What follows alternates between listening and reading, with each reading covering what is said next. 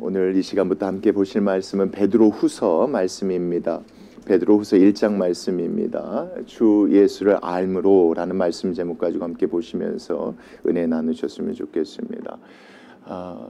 베드로가 첫 번째 서신서를 썼습니다. 유대인들에게 썼는데 어디에 있는 유대인들이었습니까?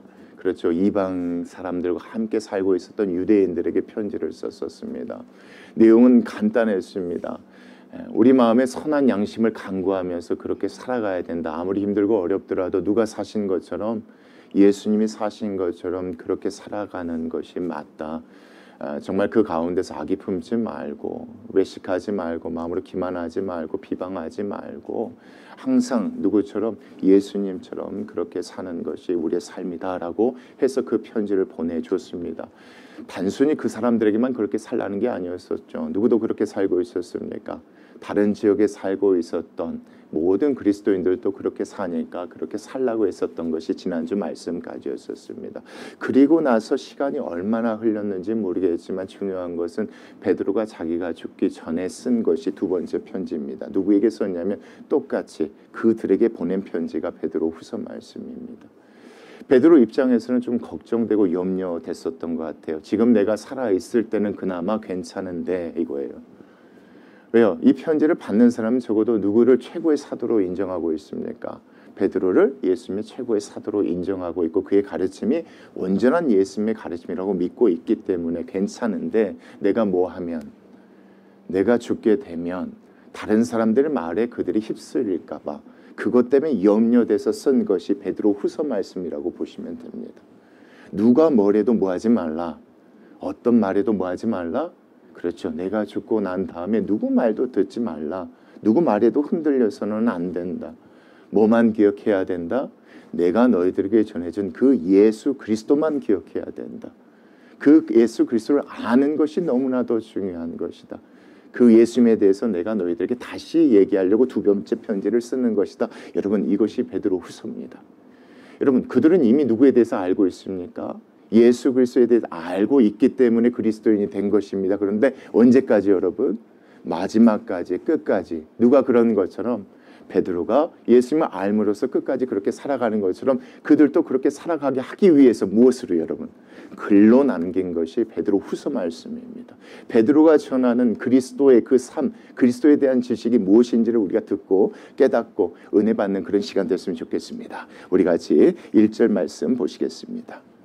1장 1절 말씀입니다. 예수 그리스도의 누구라고 얘기합니까?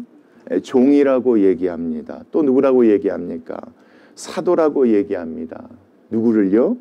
시몬이라고 하는 베드로입니다. 자기 자신에 대해서 이번 편지에서는 이렇게 설명하고 있습니다. 나는 누구다? 예, 그렇죠. 예수님을 따르는 종이다 이겁니다. 예수님을 따르는 종이고 누구다? 예수님께서 너희들에게 보내신 누구다? 사도다. 이렇게 보셔야지 맞을 것 같아요. 나에 대해서 설명할 때 베드로가 이렇게 설명하고 있습니다. 나는 누구다? 그쵸? 억지로 종된 사람이 아니라 그 예수님이 너무 좋아서 그 예수님처럼 뭐하고 싶어서? 살고 싶어서 그렇게 종된 본설번이다. 스스로 종이 된 사람이고 그 예수님의 뜻에 맞게끔 너희들에게 지금 편지로 그렇죠. 나아가고 있는 그런 누구다? 사도자. 나는 누구다? 곧 시몬이요 누구다? 베드로라는 사람이다. 자, 내가 우리 하나님과 구주 예수 그리스도의 무엇을 힘입어서, 그렇죠. 그 두 분의 은혜를 힘입어서, 의를 입어서 동일하게 보배로운 무엇입니까? 믿음을 우리와 함께 받은 자들에게 뭐한다? 편지한다 이겁니다. 그러니까 그리스도의 종되고 그리스도의 사도된 그 베드로가 누구에게 지금 편지를 하는 것입니까? 같이 보배로운 믿음을 갖고 있는 누구에게 편지하는 것입니까? 성도들에게 편지하는 것입니다. 그러니까 1장 1절에서 여러분 중요한 건 뭐냐? 이미 전서를 보냈잖아요. 전서를 보냈기 때문에 여러분 굳이 이렇게 설명하지 않아도 이 편지는 누가 쓰는 건지 알겠습니까? 베드로가 쓴지 알지 않겠습니까? 그럼에도 불구하고 베드로가 이렇게 자세히 쓴 이유가 뭐겠습니까? 자신에 대해서 이렇게 쓴 이유는 이런 겁니다. 우리 같이 어떤 믿음을 갖고 있지 않느냐? 보배로운 믿음 안에서 그 두 분의 의로 말미암아 우리가 뭐가 되지 않았느냐? 성도가 되지 않았느냐? 내가 뭐한 것처럼, 내가 예수 그리스도의 종 되고 사도 된 것처럼 너희들도 그 땅에서 무엇이 됐으면 좋겠다. 그렇죠. 예수 그리스도의 종이 되고 사도가 되었으면 좋겠다. 그런 마음을 담아서 1장 1절 말씀 이렇게 쓴 것으로 보셔야, 뒤까지 보셔야 이게 이해가 되십니다. 단순한 인사말로 보지 마십시오. 단순한 인사말이면 항상 똑같아야 되겠지만 여기에서는 자기를 뭘로 소개하고 있습니까? 나는 누구다? 종이다. 나는 누구다? 사도다. 너희들도 그 땅에서 그렇게 계속 살았으면 좋겠다. 왜? 우리는 같은 무엇이 있으니까. 보배로운 믿음이 있으니까 그 믿음 안에서 그렇게 했으면 좋겠다. 그러면서 여러분 2절 말씀이요. 하나님과 우리 주 예수를 무엇함으로? 알므로입니다. 알므로 우리가 무엇을요? 은혜와 평강이 너희에게 더욱 뭐 했으면 좋겠다? 그렇죠. 너희에게 더욱 많았으면 좋겠다 이겁니다. 너희들에게 지금 있다는 걸 안다. 무엇이 있다는 걸 안다? 은혜가 있다는 것도 알고 평강이 있다는 것도 안다. 은혜가 있기 때문에 너희들이 누구 가르침대로 살고 있다는 걸 안다? 그렇죠. 예수님의 가르침대로 살고 있다는 걸 안다 이겁니다. 그렇기 때문에 그 삶 가운데 누구의 말에도 흔들리지 않고 뭐가 있겠습니까? 그렇죠. 평강이 있다는 것도 안다 이겁니다. 그런데 더욱 많기를 원하는 마음으로 내가 너희들에게 이 편지를 쓴다 이겁니다. 그 가운데 계속해서 누구의 종으로 살아가기를 원한다? 예수 그리스도의 종으로 살아가기를 원하고 그 가운데서 무엇이 되기를 원한다? 너희들도 나같이 거기에서 보냄받은 자로서 사도처럼 그렇게 행하기를 원한다. 그래서 내가 이 편지를 쓴다 이겁니다. 여러분 그렇게 살기 위해서 꼭 필요한 게 뭡니까? 그리스도를 아는 것이 중요한 것입니다. 알아야지만이 그 은혜가 계속 뭐 하겠습니까? 커져 나아가서 뭐가 있겠습니까? 행함이 있겠죠. 그 행함이 있었을 때 여러분 다른 말에도 흔들리지 아니하니까 계속해서 뭐가 있겠습니까? 확신이 있으니까 평강이 있겠죠. 그런 마음으로 여러분 후서 말씀을 다시 써내려가고 있는 것이 1, 2절 말씀이라고 보셔야지 말씀. 그러니까 모르긴 몰라도 여러분 베드로는 그걸 걱정하고 염려했었던 거예요. 이미 알고 있는 내용이지만 내가 죽고 난 다음에 다른 얘기들에 누가 흔들릴까 봐, 이들이 또 흔들릴까 봐 너희들은 그것만 생각해야 된다. 예수 그리스도를 아는 것이 가장 중요하다. 거기에서 우리가 시작된 것이 무엇이냐? 은혜였고 평강을 누리고 있지 않느냐. 그런데 내가 다시 너희들에게 이걸 쓴 것은 그 예수 그리스도를 더욱 알므로 말미암아 계속해서 더 무엇이 많았으면 좋겠다. 은혜와 평강이 있었으면 좋겠다. 은혜가 넘치면 뭐가 있겠습니까? 당연히 예수님처럼 살아가는 삶이 있겠죠. 그 삶으로 살아갔을 때 누구에게도 흔들리지 아니하니까 마음에 뭐가 있겠습니까? 불안이 아니라 평강이 있겠죠. 자꾸 다른 사람이 다른 얘기해버리면 마음이 불안하지 않겠습니까? 그래서 그렇게 하지 말라고 쓴 것이 이 말씀이라고 보셔야지 맞습니다. 그러면서 여러분 3절 말씀이에요. 누구의 신기한 능력입니까? 그렇죠. 하나님과 예수 그리스도의 신기한 능력으로, 자 보십시오. 생명과 경건에 속한 모든 것을 우리에게 주시긴 주셨습니다. 어떤 생명을 받았습니까? 구원을 받은 것 아니겠습니까? 영생을 받았죠. 경건은 무엇이겠습니까? 그 뒤에 우리가 구원받은 후에 뭘 받습니까? 물로 세례를 받고 침례를 받을 때 마음 가운데 무엇이 있습니까? 선한 것을 간구하는 양심이 있다고 여러분 전서 말씀에 얘기했습니다. 그것을 여기서는 경건이라고 표현하고 있습니다. 다시 말하면 모든 죄에서 구원해 주신 그 생명, 그 다음에 어떻게 살고자 하는, 경건하게 살고자 하는 속한 모든 것을 누가 주셨다? 우리에게 주셨다. 누구의 능력으로? 그 두 분의 능력으로 우리에게 주셨는데 그 다음 말씀 보십시오. 이는 자기의 영광과 덕이래요. 자기의 영광과 덕이 뭐겠습니까? 예수님께서 받으신 영광이 무엇이고 예수님께서 보여주신 덕이 뭐겠습니까? 그렇죠. 예수님께서 뭘 보여주셨습니까?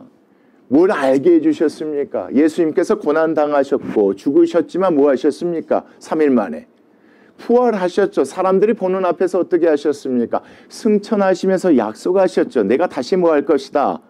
올 것이다. 그와 같은 영광 전에 하나님께서 베풀어 주신, 예수님께서 보여주신 삶이 있었습니다. 어떤 삶입니까? 그게 덕이라고 얘기하고 있습니다. 뭐겠습니까? 그렇죠. 경건한 삶이었던 것입니다. 사람들에게 어떻게 행했습니까? 항상 사랑으로, 이웃을 사랑으로, 그렇게 사랑으로 행했던 그 모습들을 잘 생각해 봐라 이겁니다. 그리고 그 다음 말씀 보십시오. 덕으로서 우리를 부르신 이를 무엇함으로? 알므로 말미암음이라 이겁니다. 결국 여러분 3절 말씀을 제가 한 절 한 절 끊어서 지금 얘기하니까 좀 어렵지만 쉽게 말하면 이겁니다. 그의 신기한 능력으로 말미암아 우리가 뭘 하지 않았느냐. 생명을 얻고 경건한 삶을 살아가고자 하는 그 마음을 갖게 되지 않았느냐. 그 모든 것은 우리의 노력이 아니라 누구를 알므로 얻게 된 것 아니냐. 예수 그리스도를 알므로 얻게 된 것 아니냐. 무엇에 대해서 우리가 알았느냐. 그분이 보여주신 무엇이 있지 않느냐. 영광이 있지 않느냐. 그분께서 뭐 하셨지만 고난당하고 죽으셨지만 부활하시고 승천하셨다는 그것, 그리고 삶을 통해서 우리에게 베풀어 주신 그 덕, 이것을 알므로 말미암아 우리가 뭐 하지 않았느냐. 우리가 생명과 경건에 속한 모든 것을 받지 않았느냐. 우리가 그것을 아는 것이 뭐하다. 중요하지 않느냐. 그래서 이로써 4절 말씀이에요. 그 보배롭고 지극히 큰 무엇입니까 여러분? 큰 약속이겠죠. 승천하시면서 예수님께서 하신 큰 약속이 뭐겠습니까? 다시 내가 오시겠다는 재림의 약속을 우리에게 주사 이 약속으로 말미암아 여러분 그 다음 말씀이요. 너희가 정욕 때문에 세상에서 썩어질 것을 피하여 어떻게 사는 것입니까?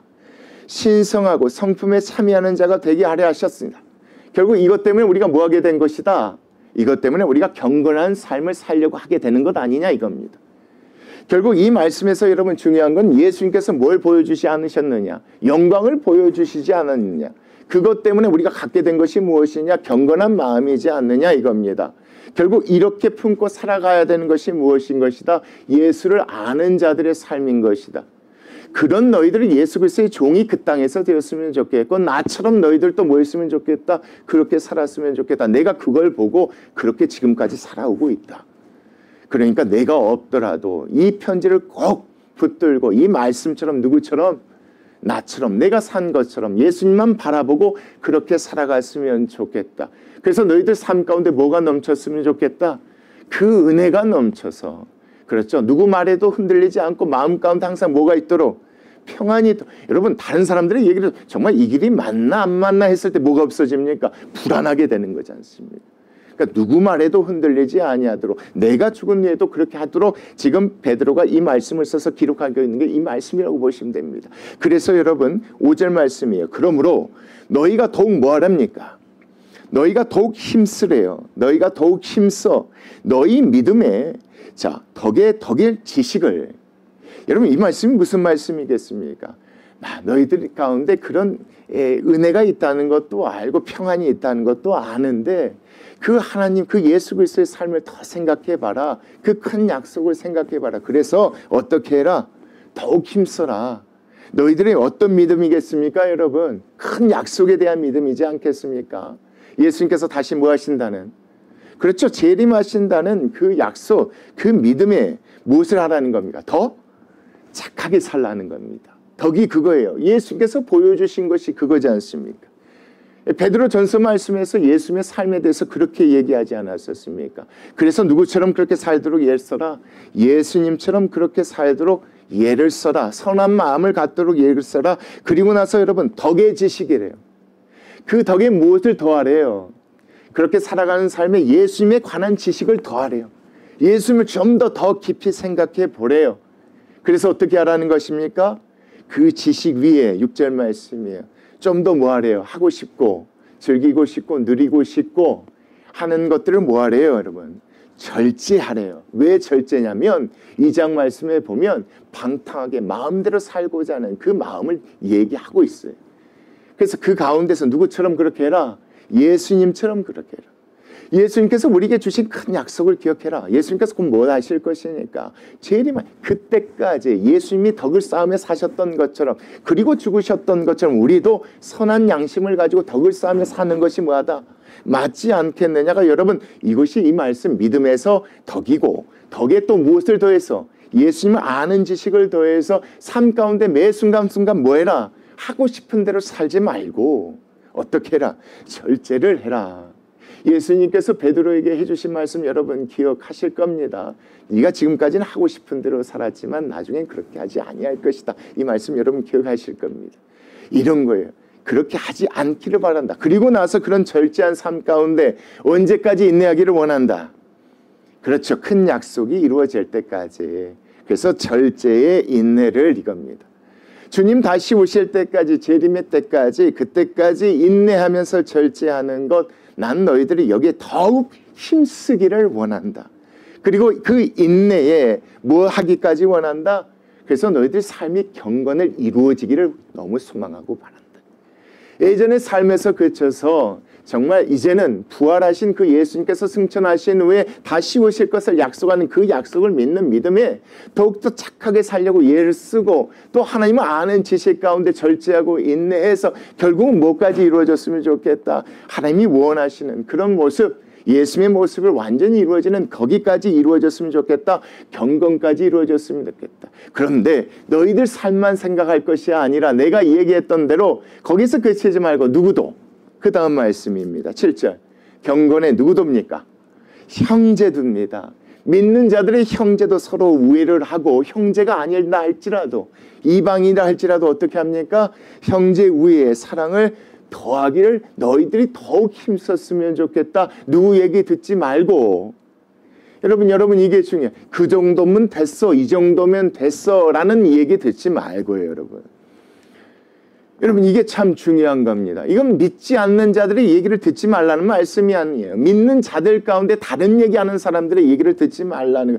이 정도면 됐지, 그 정도면 됐지, 어떻게 우리가 예수님처럼 살 수 있어, 이런 얘기에 현혹되지 말고 그렇게 살기를 위해서 애쓰고 노력하는 것, 더욱더 힘써야 되지 않겠느냐. 누가 보여주신 것이니까.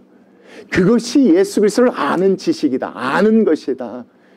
그랬을 때 우리의 삶 가운데 무엇이 있고, 은혜가 있어서 그 가운데 행함이 있을 것이고, 흔들리지 아니하니까 너희들에게 뭐가 있을 것이다? 평안이 가득할 것이다. 내가 그러는 바라는 마음으로 내가 지금 이 편지를 쓴다. 여러분 이렇게 보셔야지만, 그러니까 베드로의 마음에 뭐가 있는지를 잘 찾아보시고, 어떻게든 나중에 주님 앞에 섰을 때에 사랑하는 형제들이 누구께 칭찬받는, 그렇죠. 끝까지 보시면 그래요. 하나님이 예수님이 하나님께 칭찬받았던 그 모습처럼 그들도 그런 칭찬받고 영광과 존귀를 얻을 수 있도록 그런 마음으로 지금 써내려가고 있다. 이렇게 보셔야지 맞습니다. 자, 그 관점에서 여러분 8절 말씀이 이런 것이 나도 안다. 지금 누구에게 있다? 너희에게 있다 이겁니다. 안다. 너희들 삶 가운데 이런 게 있다는 건 안다. 믿음도 있고 덕도 있고 절제도 있고 지식도 있고 그 가운데 인내하고 경건하고 형제를 사랑하고 또 이웃도 사랑한다는 걸 내가 뭐 알고 있다. 알고 있다. 너희에게 있어. 나는 내 마음이 기쁘지만 흡족하지만 너희로 우리 주 예수 그리스도를 알기에 뭐하지 않고 게으르지 않고 열매 없는 자가 되지 않게 하라. 계속해서 좀 더 알기를 원하는 그 마음으로, 너희들 좀 더 알았으면 좋겠다는 그 마음으로 내가 이를 쓴 것이지 너희들이 그렇게 하고 있지 않아서 하라고 하는 것이 아니다. 그러니까 이 말씀 뭐겠습니까? 좀 더 누구처럼 예수님처럼 살아갔으면 좋겠다는 그 마음으로 누구 얘기도 듣지 않고 그것을 위해서 열망하는 마음으로, 그래서 뭘 엿도록 이런 열매들, 여러분 여기서 열매가 뭐겠습니까? 전도의 열매입니까? 그게 아니죠. 앞에서 말한 것들입니다. 절제와 인내와 경건과 믿음의 덕을 세우는 것이고 지식아, 이 모든 것, 사랑을 얘기하는 것입니다. 이것을 계속해서 뭐 얻었으면 좋겠다? 얻었으면, 그렇죠. 열매를 얻는 자가 되기를 원하는 마음으로 이걸 쓰는 것이다. 그런데 여러분 9절 말씀이에요. 이런 것이 없는 자는, 이렇게 하지 않는 자는 맹인과 같다. 이 맹인의 특징이 뭡니까? 멀리 보지 못하는 것이다. 뭘 못 보는 것이다. 곧 다가올 곧 오실 예수 그리스도의 재림을 못 보는 자들과 같은 것이다. 그것을 보는 자라면, 그것을 믿는 자라면 반드시 이렇게 살기 위해서 더욱 힘써드는 것이 맞다. 이 얘기를 지금 베드로가 얘기하면서 그 다음 말씀에, 그리고 나서 거기에서 그치는 것이 아니라 그의 옛죄가 깨끗하게 된 것도 뭐한 것이다? 잊어버린 것과 같다. 구원받았으니까 이제는 우린 천국 가니까, 우린 부활을 얻을 것이니까 마음대로 사는 것이 아니지 않느냐. 깨끗게 해준 것은 더욱더 깨끗하게 경건하게 살라고 하나님께서 깨끗해 해주게 하신 것이었는데, 그것을 생각한다면, 그리고 그 모든 것들이 주님 앞에 설 날을 생각한다면 그렇게 살아가야 되는 것이 맞지 않느냐. 만약에 그렇게 살아가고 있지 않는 자는 뭘 믿지 못하고 뭘 보지 못한 사람들입니까? 예수 그리스도의 재림을 그렇죠. 믿지 못하고 보지 못하는 사람들이고 그것을 위해서 경건함을 위해서 깨끗하게 해주신 그 하나님의 뜻을 헤아리지 못한 사람이다 라고 지금 얘기하는 것이 이 말씀인 겁니다. 그리고 그래서 얘기합니다. 10절 말씀. 그러므로 형제들아 더욱 뭐하랍니까 여러분? 더욱 힘쓰래요. 너희 부르심과 택하심을 뭐하래요? 굳게 하래요. 여러분 그래서 1절 말씀 그거였던 거예요. 나를 무엇로 부르셨다 하나님이. 그렇죠. 나를 종으로 삼으셨고 내가 종이 되었지만 나를 종으로 삼으셨고 나를 사도로 부르셨듯이 너희들도 너희를 부르시고 택하심을 잊지 말고 너희들의 삶 가운데 누구처럼? 예수님의 종처럼 예수님처럼 그렇게 살았으면 좋겠다. 사도처럼 그렇게 행해서 예수님을 알리는 그런 사람들이 되었으면 좋겠다. 굳게 하라. 너희가 이것을 뭐한즉 만약에 내 말대로 그렇게 행한다면 행한즉 언제든지 뭐하지 아니할 것이다. 실족하지 아니할 것이다. 여러분 이 말씀 오해하지 마십시오. 행하지 아니하면 구원을 잃어버린다. 이게 아니에요. 만약에 내가 말한 대로 행한다면 그 가운데 너희들이 무엇을 얻을 것이다. 그렇죠. 평안이 있을 것이다 이거예요. 실족이 넘어진다는 거예요. 근데 문맥 안에서 이 말씀이잖아요 여러분. 정말 예수 그리스도를 아는 지식 가운데 은혜가 있고 그 은혜로 행하는 자들에게는 무엇이 있으니까 재림에 대한 약속이 있는 것이고 나중에 주님 앞에 있었을 때 뭐가 있겠습니까? 영광과 존귀가 있었을 것이니까 그거에 대해서 뭐하지 아니할 것이다. 그렇죠. 실족하지 아니할 것이니까 뭐가 임하겠습니까? 평안이 임하겠죠. 그렇게 보셔야지 맞겠죠. 그래서 여러분 11절 말씀 이같이 하면 우리 주 곧 구주 예수 그리스도의 영원한 나라에 들어가는 넉넉히 너희에게 뭐 할 것이다? 주실 것이다. 들어가는데 넉넉히 주신다는 게 평안하게 평강 가운데 갈 수 있도록 뭐 하지 않고 여러분 불안해하지 않고 이게 맞나 저게 맞나 이게 맞나 이렇게 사는 게 저분의 얘기가 맞나? 여기에 흔들리지 아니하고 이렇게 살아갈 수 있도록 하는 것이니까 제발 누구 말을 믿고 내 말을 믿고 너희들 그렇게 했으면 좋겠다라고 하는 것이 1절부터 여러분 11절 말씀. 여러분 내용은 많지만 얘기는 많지만 여러분 간단합니다. 베드로는 그걸 걱정하고 염려한 것입니다. 다른 말에 흔들릴까 봐. 다른 사람들의 말에 흔들릴까 봐 지금은 내가 있어서 내가 전해준 말대로 그들이 살아가고 있는데 더욱 힘쓰고 나아가야 되는데 다른 사람의 말을 듣고 흔들릴까 봐 그래서 지금 누구 얘기를 해주는 겁니까? 예수 그리스도의 삶을 얘기해주고 그들에게 그걸 가르쳐주는 것입니다. 그걸 알므로 말미암아 그들에게 뭐가 임할 수 있습니까? 은혜가 임할 수 있고 살아가는 그 길 가운데 뭐가 있으니까? 불안이 아니라 평강이 있을 것이니까 그렇게 얘기하는 것이 여러분 1절부터 11절 말씀이에요.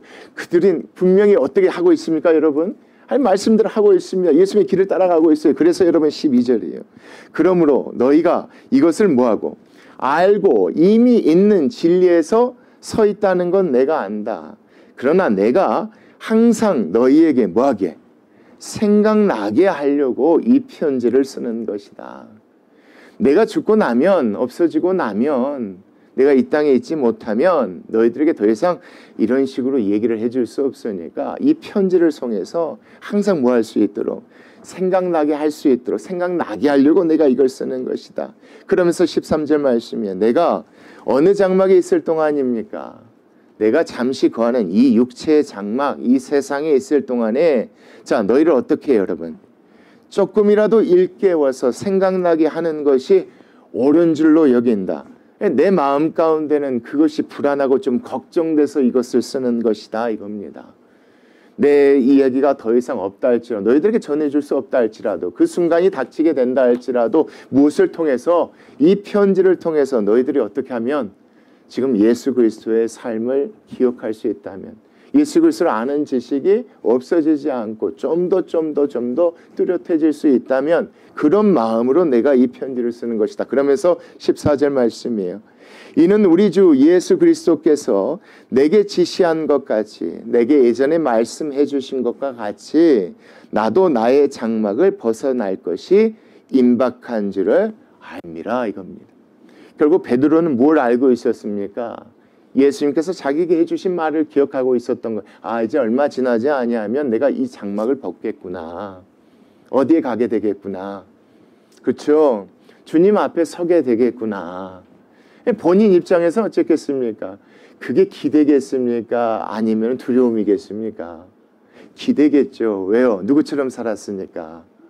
예수님을 아는 지식 가운데 예수님의 삶을 닮아가는 종처럼 살았고 사도처럼 살았으니까. 그런 가운데 누가 걱정되는 겁니까? 그렇죠. 자기 자식과 같은 그들이 걱정되었던 겁니다. 내가 없어졌을 때, 내가 장막을 벗었을 때 혹시나 다른 얘기를 듣고 그들이 흔들리지 않을까. 이것이 걱정. 지금은 뭐하고 있지만, 지금은 잘하고 있지만. 그러니까 부모 밑에 자식은 지금은 신앙생활 잘하고 있지만 내 품을 떠났을 때 그들이 정말 잘할 수 있을까 걱정하는 부모의 마음으로 지금 베드로가 이 말씀을 쓰고 있는 것입니다. 이제 그렇게 되어지면 다른 얘기 듣고 이들이 흔들릴까 봐 누구만 바라봐라, 누구만 생각해라. 예수 그리스도를 아는 것이 그래서 중요한 것이다. 그러면서 이 말씀을 벗어날 것이 임박할 줌을 알미라. 그러면서 15절 말씀이요. 내가 힘써 누구로 하여금입니까? 너희로 하여금 내가 언제요? 내가 떠난 후에라도 어느 때나 무엇을 생각나게 하려는다. 이런 것을 생각나게 하려는다. 어떤 것이겠습니까? 지금껏 베드로가 이야기한 모든 것들이겠죠. 그리고 또 이것도입니다. 16절. 우리 주 예수 그리스도의 무엇을 한번 생각해라. 능력을 생각해라. 예수님께서 사람들에게 직접 보여주신 능력이 뭡니까? 그렇죠. 고난 당하시는 그 삶의 능력이죠. 싸우지 않고 다투지 않고 끝까지 참고 인내하심으로 뭘 짊어지신 것입니까? 십자가 짊어지시고 하나님의 뜻을 이루어드려 돌아가신지만 며칠 만에 부활하신 것입니까? 3일 만에 부활하신 그 능력입니다. 모든 사람들이 보는 앞에서 또 뭐 하셨습니까? 승천하시면서 제 이름을 약속하신 그 능력입니다. 그 능력과 또 무엇입니까? 그렇죠? 하나님께서 약속하신 그겁니다. 강림하실 것, 재림하실 그 약속을 너에게 알게 한 것이 다른 사람들이 얘기하는 것처럼 교묘히 만든 이야기를 따른 것이 아니야. 다른 것이 아니라 우리는 그의 크신 위엄을 친히 무한 사람으로서 본 사람으로서 얘기하는 것이니까 제발 내 말을 믿고 끝까지 믿어줬으면 좋겠다 이겁니다. 왜 여러분? 그렇잖아요. 베드로가 걱정하는 것도 다른 사람의 말을 들어서 흔들릴까 봐 걱정하는데 베드로 자신도 누굽니까? 사람 중에 한 사람이거든요. 그래서 얘기하는 거예요. 물론 나도 뭐지만 나도 사람에 불과하지만 나는 직접 뭐한 것을 본 것을 너희들에게 얘기해 준 것이다. 그 예수 그리스도에 대해서 너희들에게 전해 준 것이다. 그것을 알기를 내가 원해서 이렇게 하는 것이다. 제발 뭐하지 말라. 그렇죠. 내 얘기에 대해서 다른 사람의 얘기처럼 그렇게 생각하지 않았습니다. 나는 직접 보았다. 그렇죠. 다 보았잖아요. 자기가 팔았고 돌아가신 것도 부활하신 것도 승천하신 것도 약속도 들었습니다. 그것을 얘기하면서 여러분 17절 말씀에 난 그것뿐만 아니라 또 이것도 보았다 이겁니다. 지극히 큰 영광 중에서 이러한 소리가 누구에게 나기를 그에게 나기를 하나님께서 이렇게 말씀하셨다. 누구는 예수님 이는 내 사랑하는 누구다? 내 사랑하는 아들이다. 내 기뻐하는 자다. 내가 이 소리를 직접 들었다. 이 소리를 하실 때에 그가 하나님 아버지께 어떻게 되어졌다? 정말 존귀하게 정말 귀하다. 이렇게 일컬음 받았고 또 무엇도 받으셨다? 영광도 받으셨다. 그러니까 사랑하는 아들이라 하는 그 자체가 뭐겠습니까? 존귀함을 받는 것입니다. 기뻐하는 자라 하는 것이 뭐겠습니까? 하나님께서 주신 영광이라고 보셔야지 맞겠죠. 내가 직접 뭐 했다? 이것을 내 귀로 들었다 이겁니다. 그래서 여러분 18절 말씀이에요. 이 소리는 우리가 그와 함께 어디에 있었을 때입니까? 거룩한 산에 있을 때에 하늘로부터 난 것을 들은 것이라. 여러분 복음서 말씀을 통해서 이 사건이 무슨 사건인지 아시겠죠 여러분? 호련한 몸으로 예수님께서 사랑하는 세 제자를 가지고 데리고 가서 산에 올라가서 변화하시는 모습을 보여줬던 사건입니다. 그때 베드로가 들었던 목소리가 이거라는 거예요. 근데 예수님께서 제자 3명을 데려가서 그와 같은 것을 보여주신 이유는 뭐에 대해서 믿게 하려고 했냐면 재림에 대해서 부활에 대해서 믿게 하려고 보여주신 사건이란 말이에요. 내가 그때 무엇을 듣고 나서 그렇구나 그걸 깨닫게 되어졌다 이겁니다. 결국 예수님께서 부활하셔서 천국에 가셨을 때, 하늘나라 가셨을 때 하나님께서 뭐 하실 거다? 하나님께 이런 존귀와 영광을 받으시겠구나. 그래서 나도 그것을 보고 그것을 듣고 나서 그렇게 산 것이니까 너희들도 그렇게 했으면 좋겠다 이겁니다. 다만 이 모든 것들이 내가 보고 들었기 때문에 내 말을 따르라는 것이 아니다. 여러분, 그 19절 말씀입니다. 자, 또 우리에게는 무엇이 있다는 겁니까? 더 확실한 예언이 있대요. 여기서 우리는 누굽니까, 여러분? 이방인입니까? 유대인입니까? 유대인들이에요. 우리 하나님의 백성 이스라엘 백성에게는 미리 하나님께서 주신 말씀이 있지 않느냐, 예언자들의 말씀이 있지 않느냐, 더 확실한 그 말씀들이 있지 않느냐, 그것을 더 확실한 예언이 있어. 자, 다른 사람들 말 가운데 뭐하지 않도록, 현혹되지 않도록 분별할 수 있도록. 그래서 그 다음 말씀이에요. 어두운 데를 비추는 등불과 같지 않느냐 이겁니다. 단순히 내가 보았고 내가 들었기 때문에 내가 너희들에게 그 예수 그리스도를 따르라고 얘기하는 게 아니다. 우리에게 하나님께서 주신 뭐가 있지 않느냐, 말씀이 있지 않느냐, 수많은 예언자들을 통해서, 선지자를 통해서 우리에게 주신 예언이 있지 않느냐, 우리를 구원하실 메시아가 어떻게 살다 어떻게 돌아가실 것이고 어떻게 하실 것에 대해서 알려주신 그 말씀이 있지 않느냐. 그 예언이 있으니까 그것이 어두운 데를 뭐하고 비추는 무엇과 같지 않느냐, 등불과 같지 않느냐. 그 말씀을 붙들고 우리 한번 믿어보자. 그리고 그 다음 말씀이에요. 날이 새어 샛별이 너의 마음에 뭐할 때까지, 마음에 떠오르기까지. 누가 오실 때까지입니까? 예수 그리스도께서 재림하실 때까지, 강림하실 때까지 너희가 이것을 뭐하는 것이, 주의하는 것이 옳지 않겠느냐. 누구의 얘기도 절대 들어서는 안 된다. 누가 뭐라고 해도 거기에 휩쓸려서는 안 된다. 우리는 예수 그리스도를 아는 지식이 중요하다. 예수 그리스도처럼 그렇게 살아가면 된다. 이 모든 것은 내가 보았고 들었기 때문에 얘기하는 것이 아니다. 우리에게 주신 말씀을 보자. 말씀 안에서 하나님께서 이미 예수님이 이 땅에 오시기 전에 그렇게 예언하시지 않았느냐. 예수님이 우리를 위해서 어떤 고난을 당하시고 어떻게 돌아가실 것이며 어떻게 부활하셔서 우리를 구원하실 것인지에 있어서 얘기하지 않았느냐. 그런 그분이 누구께, 하나님께 영광과 존귀를 받듯이 합당하신 분이 되신다고 얘기하지 않았느냐. 우리도 그것을 위해서 그렇게 살아가는 것이 뭐하다? 맞다 이거죠. 그래서 누구의 말을 듣지 말라? 예, 그게 여러분 20절 말씀이에요. 먼저 알 것은 성경의 모든 예언입니다. 예수 그리스도에 대한 모든 예언이에요. 예수 그리스도의 삶에 대해서 예언한 모든 예언은, 그래서 마음대로, 자기 마음대로 뭐 하면 안 된대요. 사사로이 풀면 안 된대요. 근데 사사로이 풀어버려요. 풀면서 어떻게 할까요? 예수님이 하나님이시니까 그렇게 할 수 있었던 거지. 예수님이 하나님이시니까 그렇게 사는 것이지. 야, 우리가 어떻게 그렇게 살아가? 여러분, 이건 사사로이 푸는 거예요.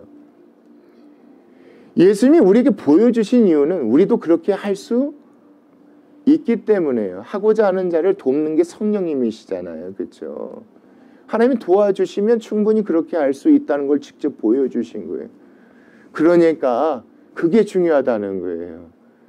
그 예언을 사사롭게 자기 마음대로 푸는 사람들의 뭘 듣지 말고 얘기를 절대 들어서는 안 된다 이겁니다. 내가 언제, 내가 장막을 벗고 천국에 올라가 후에라도 절대 이 편지를 통해서 흔들리지 않았으면 좋겠다. 사사를 풀지 않았으면 좋겠다. 예수님에 대한 모든 예언은 여러분 21절 말씀이에요. 그 예언은 언제든지 사람의 뜻으로 낸 것이 아니다. 물론 그 예언을 한 예언자들이 사람이었지만 그 사람들이 사사로이 푼 것이 아니다. 누가 해주신 것입니까? 오직 성령께서 누구의 손을 통하여서, 그들의 손을 통하여서, 그들을 통하여서, 그래서 그들이 감동하심을 받아서 그 사람들이 하나님께 받아서 누구에게 전해주는 것이니까, 우리에게 전해주신 것이니까 이것만 믿고 뭐 해야 된다. 그렇죠. 다른 사람들 말에 절대 흔들리지 않고 살아가는 것이 맞다. 여러분, 오늘 말씀 우리 모두 다 이 말씀대로 서 있습니다. 믿음 가운데 서 있다고 저는 믿습니다. 그런데 이 말씀에서 우리에게 주는 건 한 가지입니다. 더욱 힘쓰라는 것 같아요. 더욱 힘써 나아가기를 원하는 것 같아요. 왜요? 예, 베드로가 더욱 힘쓰며 끝까지 가고 있거든요. 이제 자기 죽을 날이 얼마 남지 않았다는 걸 알고 있는 상황이에요. 나도 누구처럼, 여러분 이게 중요해요. 나도 누구처럼. 내가 예전에 예수님 함께 산에 올라가서 들었던 것처럼 나도 나중에 어디 가서 천국 가서 나도 예수님처럼 뭐 듣겠구나. 그렇죠. 참 내 귀한 아들이다. 난 너 때문에 기뻤다. 이 얘기 듣겠구나. 내가 간 후에도 누구고 남겨진 너희들도 나중에 천국에서 그런 하나님께 그런 얘기를 들었으면 좋겠다. 그러니까 제발 다른 사람 이해에 흔들리지 말고 누구만 생각해라. 예수님의 삶만 생각해라. 예수님을 아는 지식이 너무나도 중요하고 중요한 것이다. 그분의 삶만 생각해라.